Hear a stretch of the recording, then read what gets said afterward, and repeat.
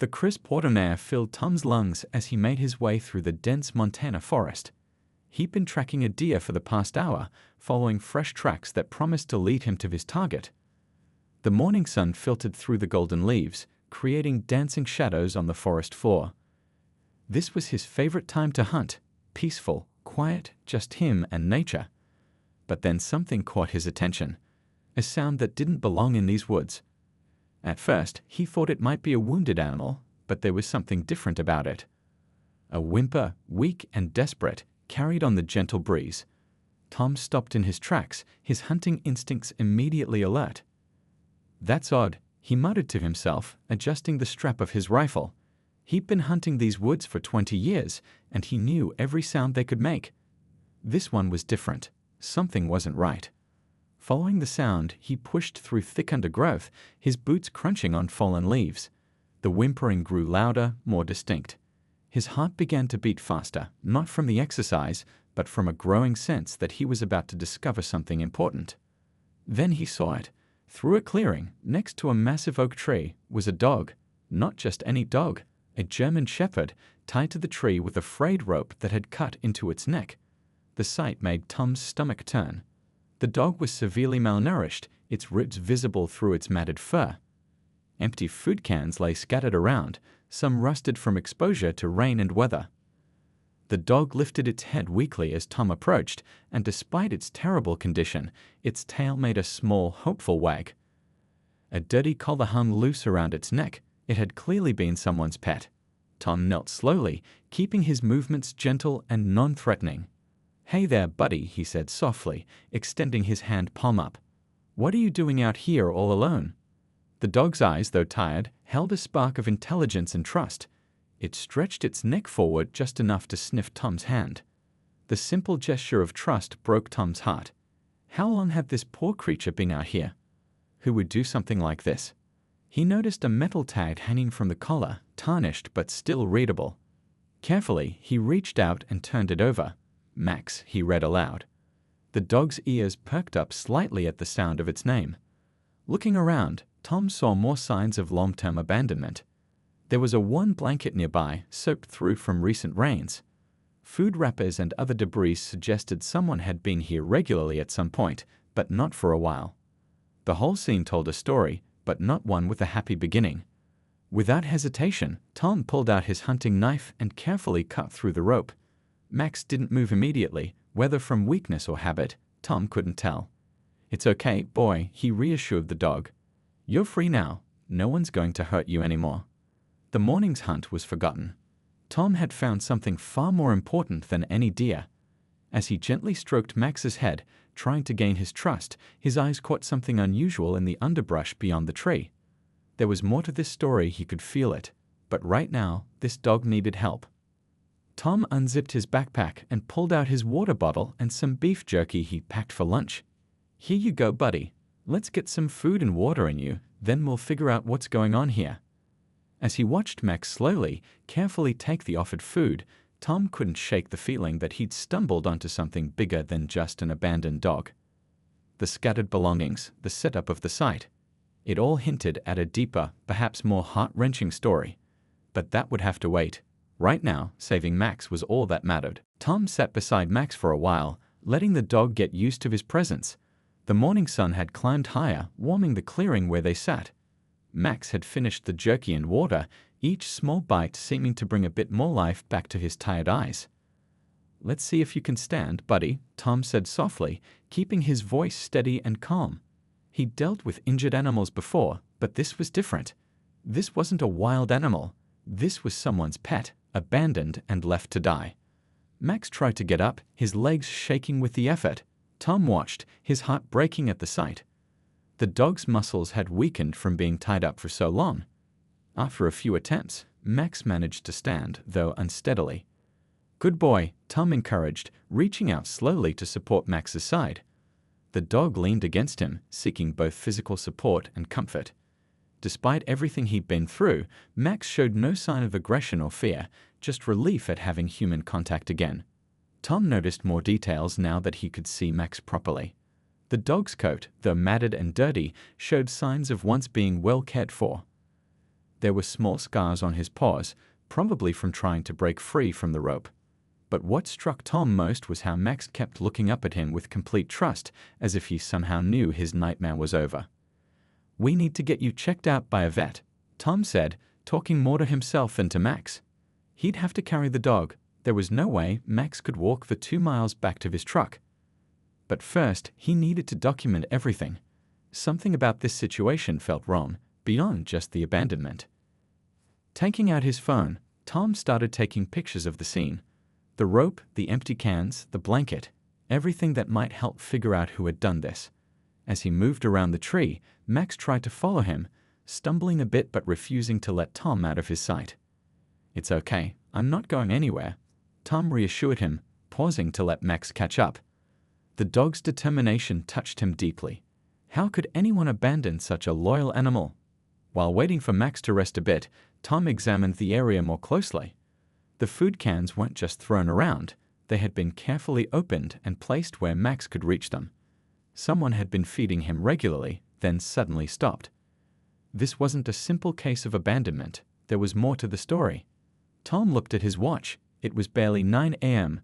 Plenty of time to get Max to safety and then alert the authorities. He took off his hunting jacket and spread it on the ground.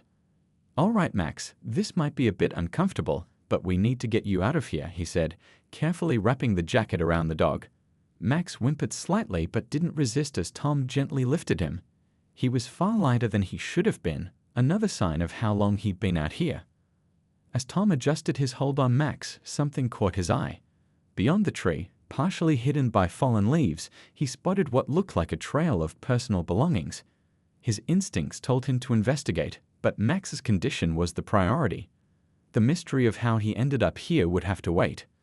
"Let's get you taken care of first," Tom said, cradling Max carefully. "Then we'll come back and figure out what happened here." Max responded by resting his head against Tom's chest, his eyes closing in what seemed like the first peaceful rest he'd had in a long time. The walk back to the truck was slow and careful. Tom stopped whenever Max seemed uncomfortable, speaking softly to keep the dog calm. With each step, he couldn't shake the feeling that he'd stumbled onto something much bigger than a simple rescue.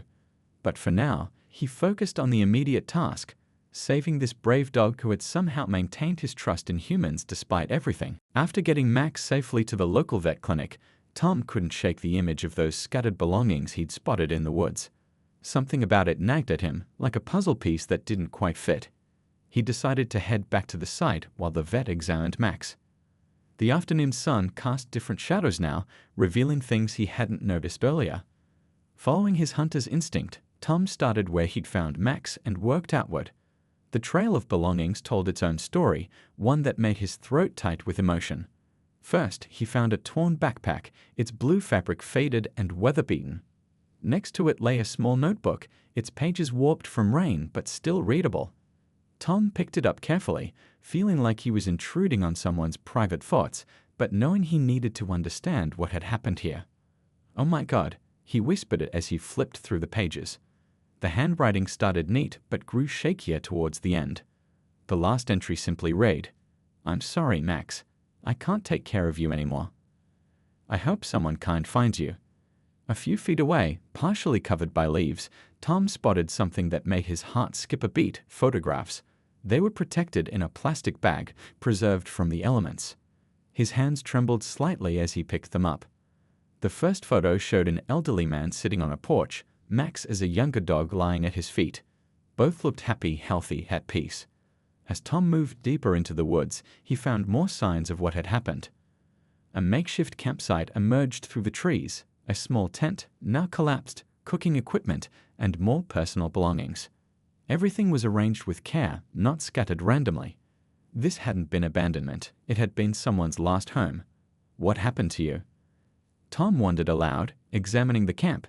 He found medicine bottles, their labels faded but still legible. Cancer medications. Everything started making horrible sense.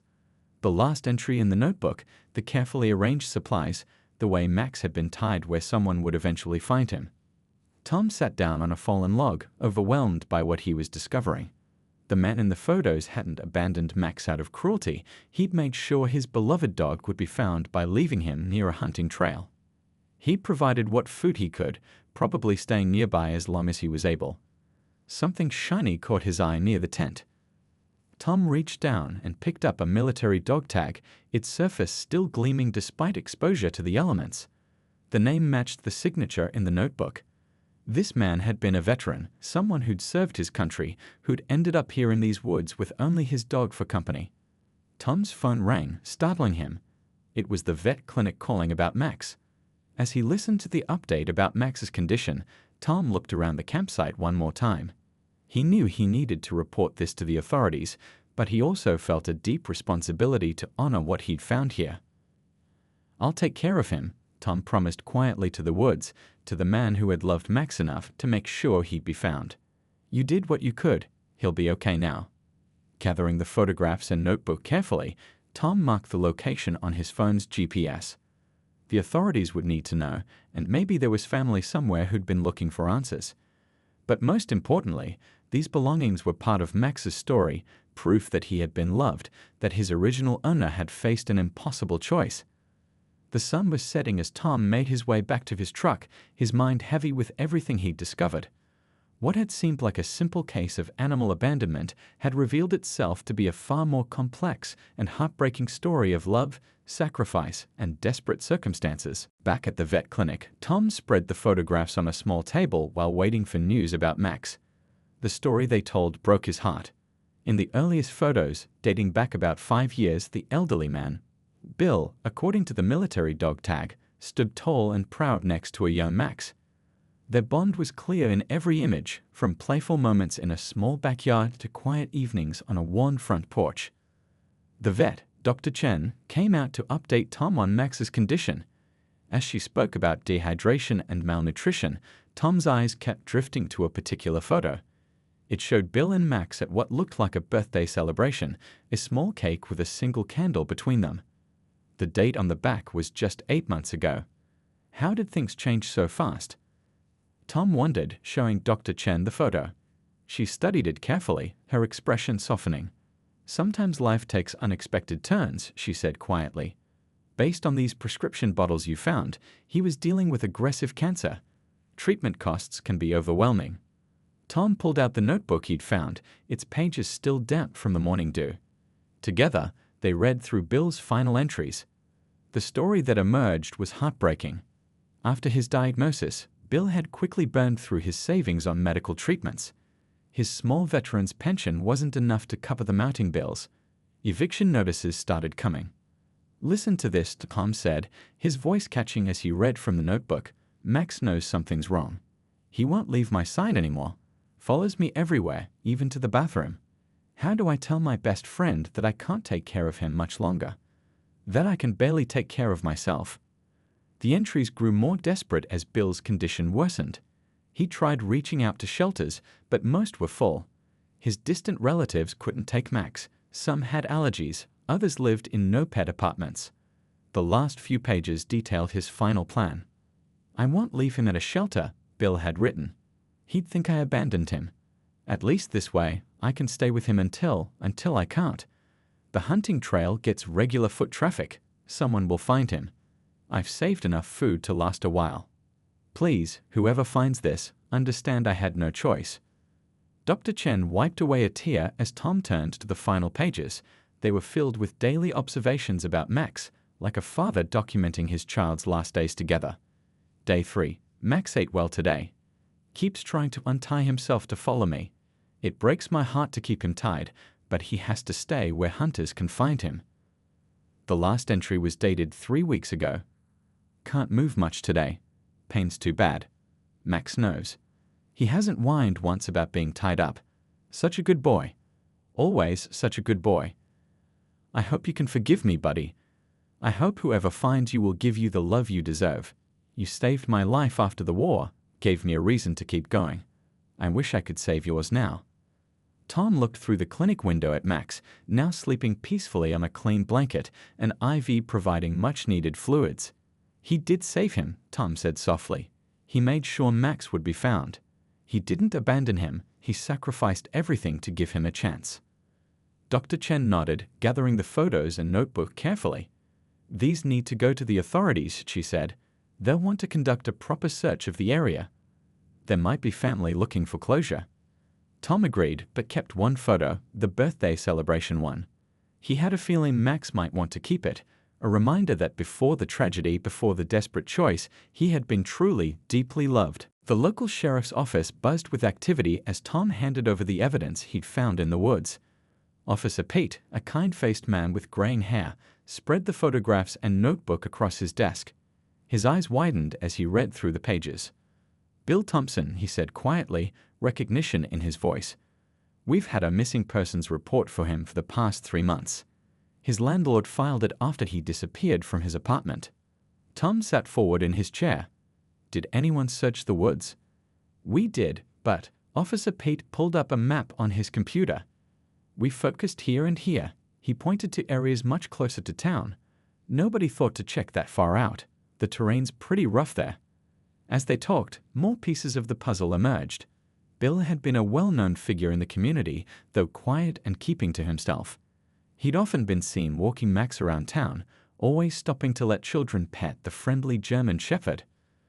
"The eviction notices started coming about 6 months ago," Officer Pate explained, pulling out a file. "His landlord said he always been a good tenant, never late with rent before. Then suddenly, he couldn't make payments. We now know why. Look at these medical bills." The numbers were staggering.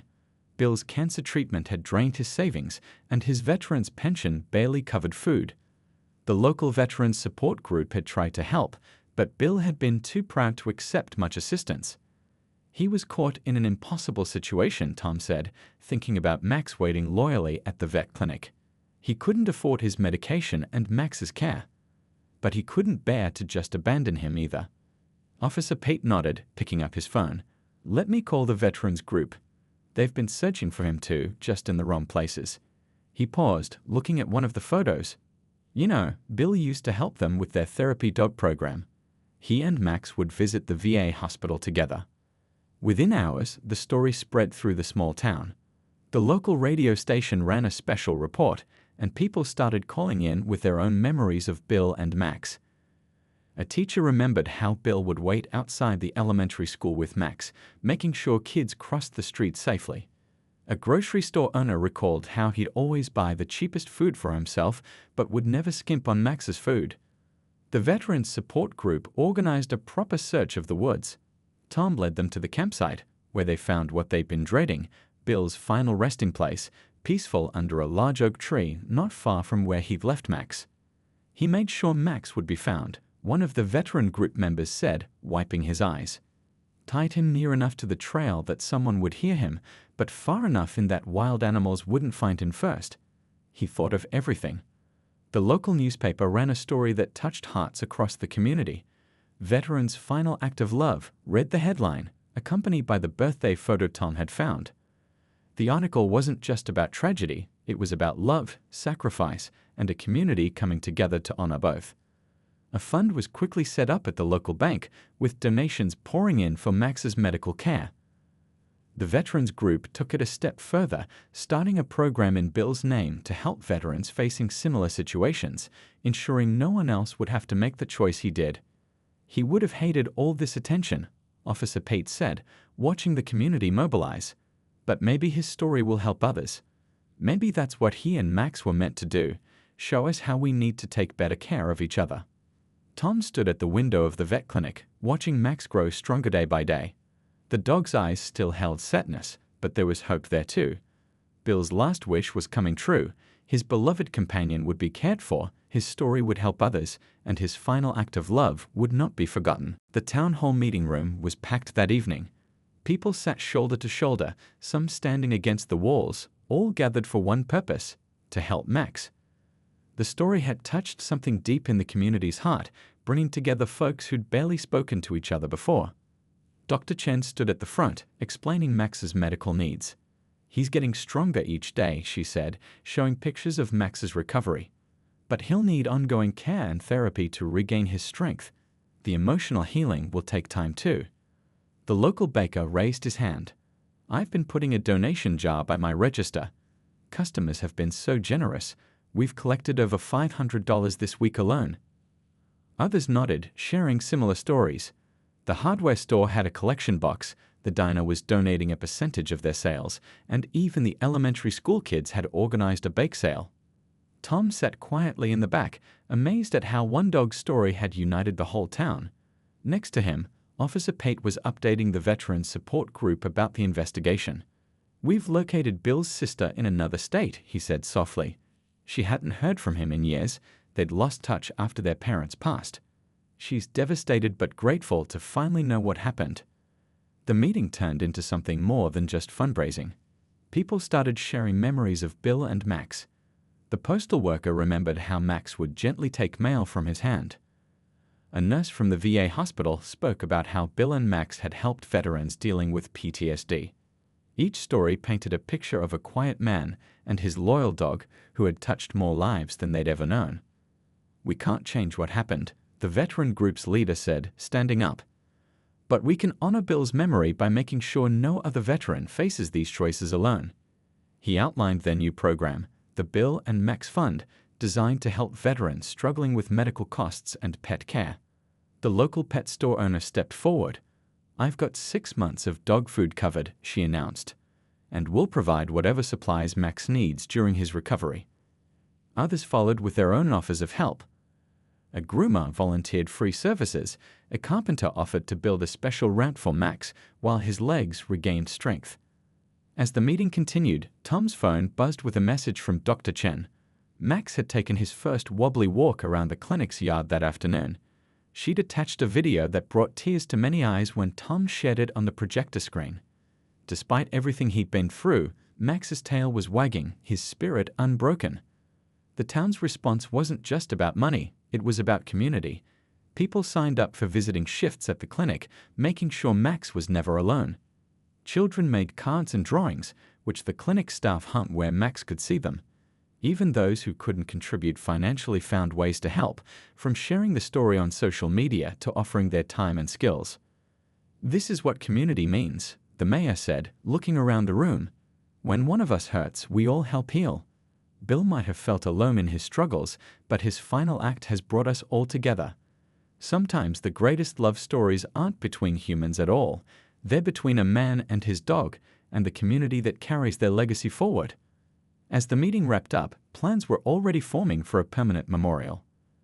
The park where Bill used to walk Max would get a new bench, and the veterans group would install a plaque telling their story. It would serve as a reminder not just of Bill's sacrifice, but of how a community came together to honor love in its purest form. 6 months had passed since that autumn morning in the woods. The spring sun warmed Tom's back as he watched Max bound across his backyard, chasing butterflies with the energy of a much younger dog. The transformation was nothing short of miraculous. Gone was the skeletal frame and matted fur. Max's coat now gleamed in the sunlight, thick and healthy. His eyes sparkled with life, though they still held a hint of wisdom that came from surviving something profound. The physical therapy had worked wonders. No one would guess this was the same dog Tom had carried out of the woods. "Easy there, buddy," Tom called as Max playfully chased the neighbor's cat along the fence. The dog immediately trotted back, tail wagging. He'd become a loyal companion to Tom, following him everywhere just as he had with Bill. Some habits of love never change. Every Sunday, they had a special routine. They'd walk to the newly dedicated memorial in the park, a beautiful wooden bench with a bronze plaque telling Bill and Max's story. Today, fresh flowers lay at its base, a common sight since the community had made this spot a symbol of hope and compassion. Tom sat on the bench, Max settling at his feet in a familiar pose that matched the old photograph now preserved in the community center. The plaque caught the morning light. In memory of Bill Thompson and his faithful friend Max. Their story taught us the true meaning of love and community. The Bill and Max Fund had already helped 3 veterans keep their pets while going through medical treatment. The town's pet-friendly housing initiative, inspired by their story, had convinced several landlords to change their no-pets policies. Small changes, perhaps, but meaningful ones that would prevent others from facing Bill's impossible choice. Dr. Chen often said Max had become a therapy dog in his own way. Children who visited the vet clinic found comfort in his gentle presence. Veterans at the local VA hospital smiled when he laid his head on their laps, somehow knowing who needed him most. He'd inherited Bill's gift for healing hearts. The morning paper lay folded on the bench beside Tom. The headline caught his eye. 1 year later, how two best friends changed our town. The article detailed the ripple effects of Bill and Max's story, the strengthened community bonds, the programs created, the lives touched. A young boy rode past on his bike, waving. "Hi, Max," he called out. Max's tail wagged in response. He'd become something of a local celebrity, but fame hadn't changed him. He was still the same loving dog who'd maintained his faith in humans despite everything. Tom pulled out the one birthday photo he kept from that first day. Max immediately sat up, recognizing it. They'd found more photos since then, shared by community members who'd known Bill, but this one remained special. It captured a moment of pure joy between two best friends, before life took its cruel turn. "You know, boy," Tom said softly, scratching behind Max's ears, "I think Bill would be proud. Not just of you, but of how your story changed things. Sometimes the worst moments in life lead to the most beautiful endings."